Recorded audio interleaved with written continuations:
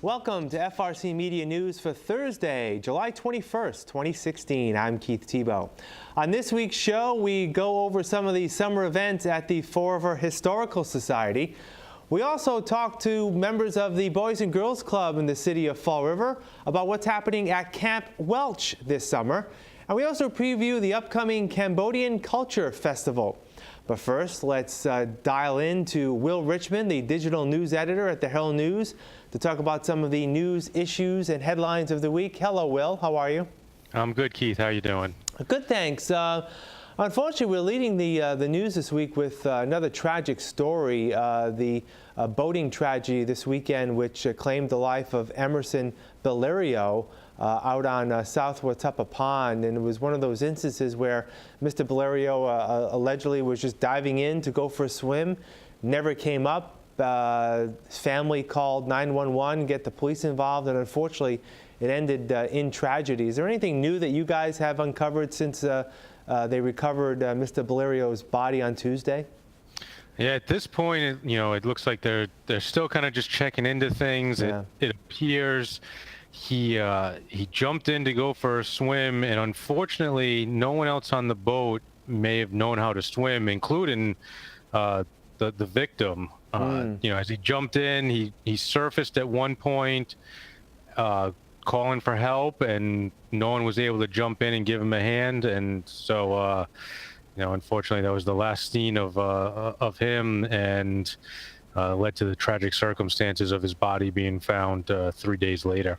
I know in the article that you published in the Herald News, Mr. Valerio was well liked by his friends and family, and it's just one of those tragic accidents, unfortunately, we see from time to time throughout the summer months where someone who may be an inexperienced swimmer, or someone who doesn't know how to swim at all, feels that, well, I just want to, take a quick dip. It was humid over the past week or so, and unfortunately turned tragic. So we want to, unfortunately, that's been one of the big stories that I know the Herald News has been following over the past few days, as has another tragic story, not in Fall River, but in nearby Westport, the discovery of hundreds of animals that have been abused at a location in Westport at American Legion Highway. Some 600 to 800 animals. Some have perished. Some others are still living, but in poor condition. Investigators have been there for quite some time. Are they still there as far as you know? And what have your people been able to learn about the circumstances about someone who may or may not be charged with a crime here? Yeah, at this point, I know the investigation is ongoing. Multiple agencies involved, including Fall River and Dartmouth Police, along with Westport, along with agencies such as the Environmental Police. Last we knew, no charges had been determined yet. I think there's a lot to figure out from, the land was owned by one person who would rent out sort of plats of land within that land there, allow people to keep animals. There was some illegal burning going on, illegal stoves. So a lot of clearly illegal activity. I think there was so much for law enforcement to kind of review here that it seems they're trying to kind of get their hands around everything before determining what charges might be and who might be charged. And apparently this wasn't the first time that this type of incident, this issue was brought up at that property. Is that correct? Yeah, 6 years ago there was a similar incident. It was owned by the same person at that point. So, I mean, this is not an unfamiliar place to Westport authorities, but it seems to be an ongoing problem. All right, let's get on to some more encouraging news. It was reported this week in the Herald that Amazon may start officially accepting applications for the warehouse jobs at its center in the far north end of Fall River as early as this weekend. Any updates on that for people who are interested in those jobs? The expectation from people at the Career Center here in Fall River is that Amazon's going to open up the website for applications either Friday or Saturday. It was not quite clear yet when that would be. So that will be coming up very quickly. One thing to note is they really stress having computer access to apply for these jobs. They say it does not work well to apply on them through a smartphone. Right. So even if you've got a phone in your pocket, the Career Center is going to make time available for people to use the computers there. Local libraries, it looks like they're trying to secure space in other locations as well, such as schools or other outlets that have computer access, to just give as many people as possible the opportunity to apply. All right, so what's important here, this is primarily an online process, and I think you had mentioned about how it's not convenient or not probably the best practice to use smartphones in terms of applying for this. Is there is a written portion of this test that would be easier for people to take if they're in front of a conventional computer keyboard in terms of completing that aspect of the application. Is that correct? That is correct, and they certainly want to make it as easy on applicants to apply, and on the receiving end as well. Also of note, just to add in the Amazon discussion, to keep in mind, it's a very wide pool of applicants they are seeking. There were job briefings held in both Rhode Island, well, in a couple of Rhode Island communities this week, as well as New Bedford, and there's ones planned for the Taunton area as well coming up. So if you're looking to apply, get your applications in when that time opens up. And I know there's been some criticism reading some of the comments at the Herald over the expansion of these briefings outside of Fall River. There were some here last week. As you mentioned, there have been some this week in Rhode Island, and I think they're also, whether they have or soon will be conducting some in the New Bedford area of Bristol County. I know some people, been some criticism of people from Fall River that continue to say that, we want these jobs to be for Fall River residents. But I'm kind of wondering if it's really a wise business practice for any business, especially one with the cachet of an Amazon, to really limit its search in terms of filling positions within its organization. Yeah, I mean, if you're Amazon, you want the best applicants possible, regardless of address. So from their perspective, they're looking to hire 500 people. While we know, based on unemployment reports, that there's certainly more than 500 people unemployed in Fall River. Right. You got to meet the qualifications that are required, that include the ability to lift heavy objects. You have to pass a drug screening. And these are things that are going to sort of limit out some applicants along the way. So for a company that's looking to hire as many people as they are, you've got to cast a wide net to make sure you can fill all those positions. Right. So again, those of you interested in those Amazon positions, if you've already signed up to get those updates, you should be finding out really soon that the applications will start to be accepted, as Will said, maybe even as early as tomorrow, Friday, if not Saturday, or very, very soon. And again, plans are still in the works to have the facility open in the mid to end of September. So follow along with that information. All right, let's head to some city issues. The city of Fall River this week received 5 proposals off of its RFP to provide some marketing help for the city. That was issued by Mayor Correa a while ago. And what can you tell us about these, if you know, about these 5 applicants and what the city, again, for a reminder for people who don't know, what the city is actually looking for here? Yeah, of the 5 applicants, only one is from within Massachusetts, and that's the Boston firm of O'Neill and Associates. The other sort of applicants in this come from Rhode Island, New York, and Texas. So a wide range of companies expressing some interest here. The $50,000 amount that's being offered here is, we'll bring them in. The mayor's looking to possibly have a campaign up and running in about 6 months to a year that really is aimed at putting a positive view on Fall River, probably both locally and beyond the city's borders. So that's the main goal here. We'll find out who they'll select sometime shortly and then go from there.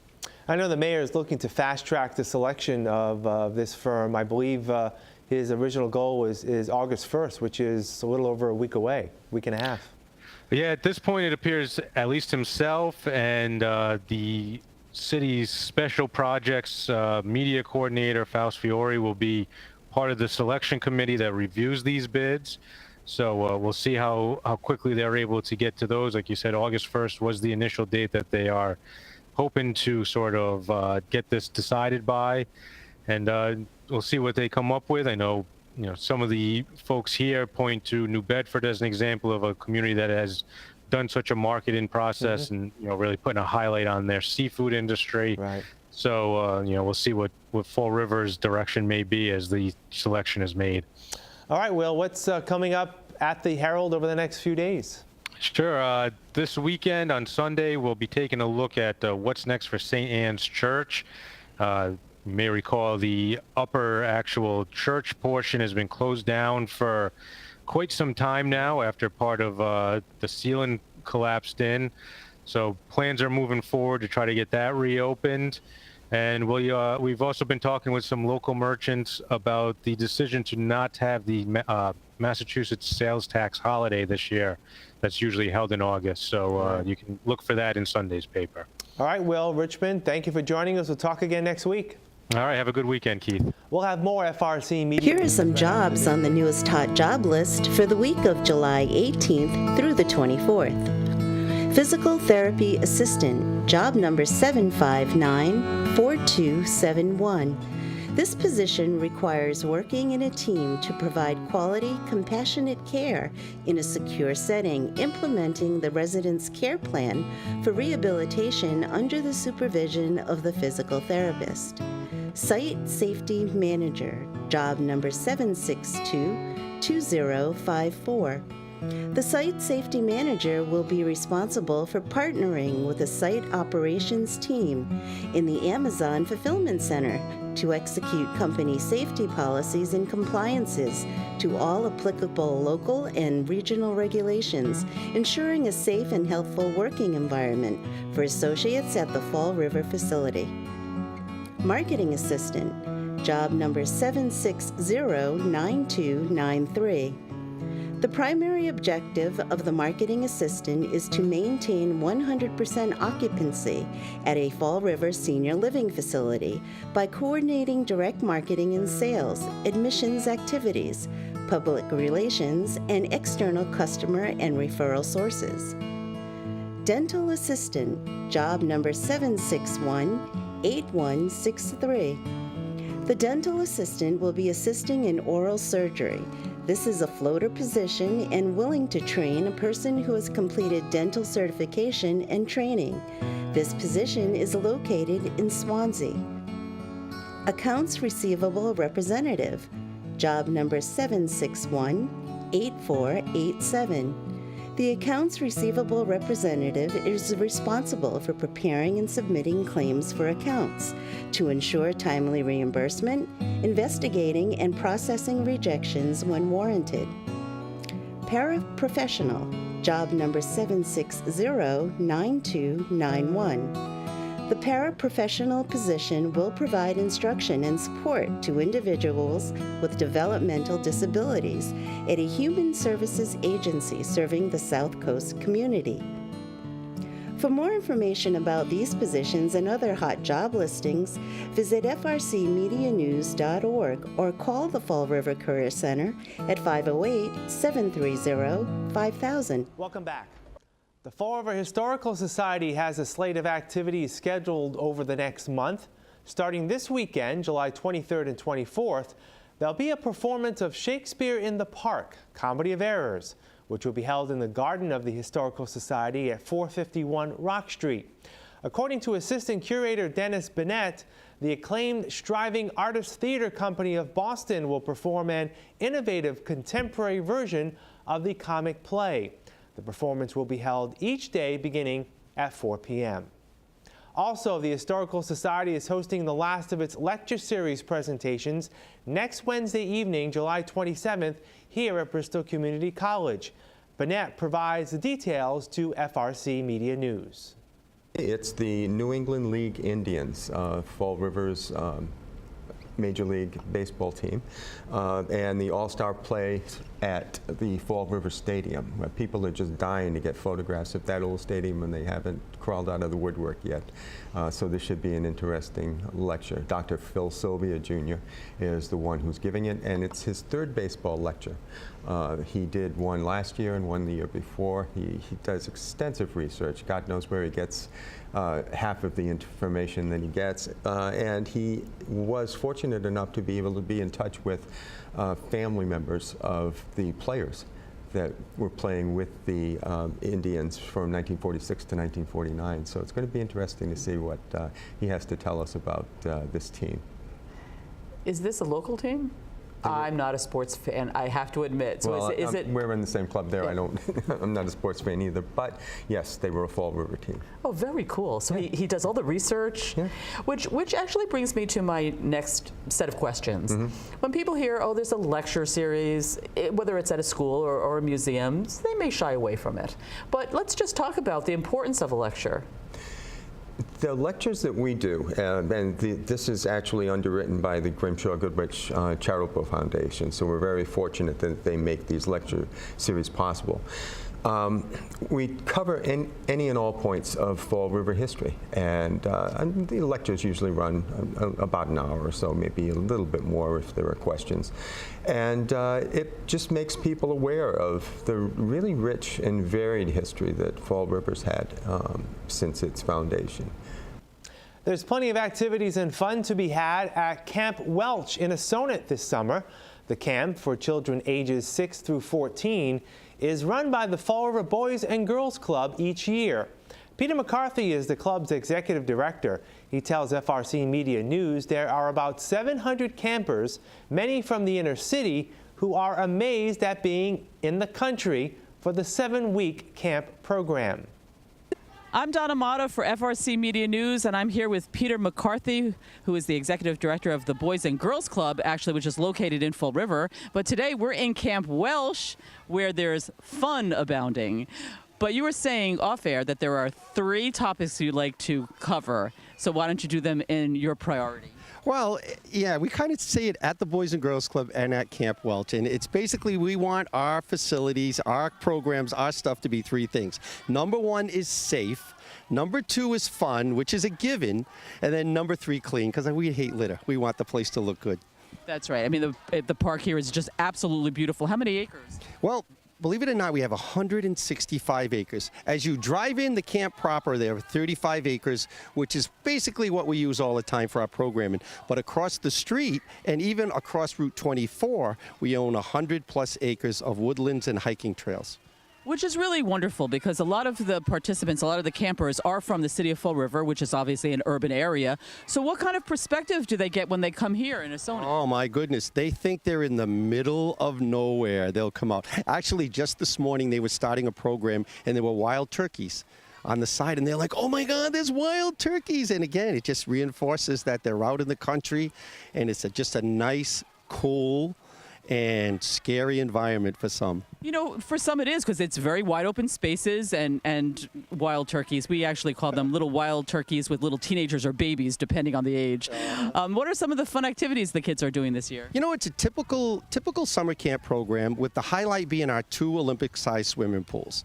We're fortunate to have a swimming pool, Olympic size, for those that can swim. So it's got a deep end, it's got a slide, and then we have a shallow pool right next to it, which is 30 inches deep for non-swimmers. And what's good about it is the non-swimmers can see the kids in the big pool swimming, and it encourages them to learn how to swim. So swimming is naturally a big part. And then the athletics. You know, we have 2 baseball fields, 2 basketball courts. We have street hockey court. We have Foursquare, which is a crazy simple game with a ball and a square. So we have those. And then, of course, arts and crafts and hiking, like I mentioned earlier. We have a 3-mile loop, believe it or not. If you go up in the woods and you walk around this big loop and you come back to camp, it's a 3-mile hike.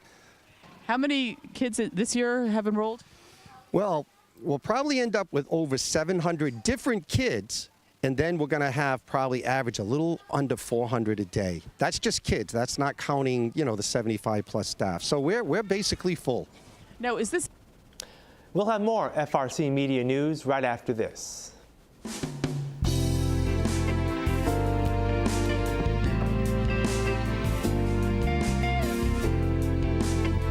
So this is Carter.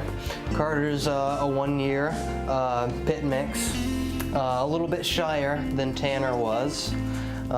Gets a little spooked by loud noises. So here in the kennel, he's a little bit anxious, but he's got plenty of puppy in him too. So if you'd like to meet Carter, I would love for you to meet Carter. So come on down, meet him. He's a really fun guy. These are Olivia's babies. You may have met her last week on the show. She has 1 boy and 2 girls. One is Joy, one is Jasper, and one is Jewel. This is Jasper, Joy, and Jewel. Jasper is a needy boy. He likes to play, but he wants company all the time. He can't be left alone because he thinks everything's about him. But everybody's really playful and happy and well-adjusted.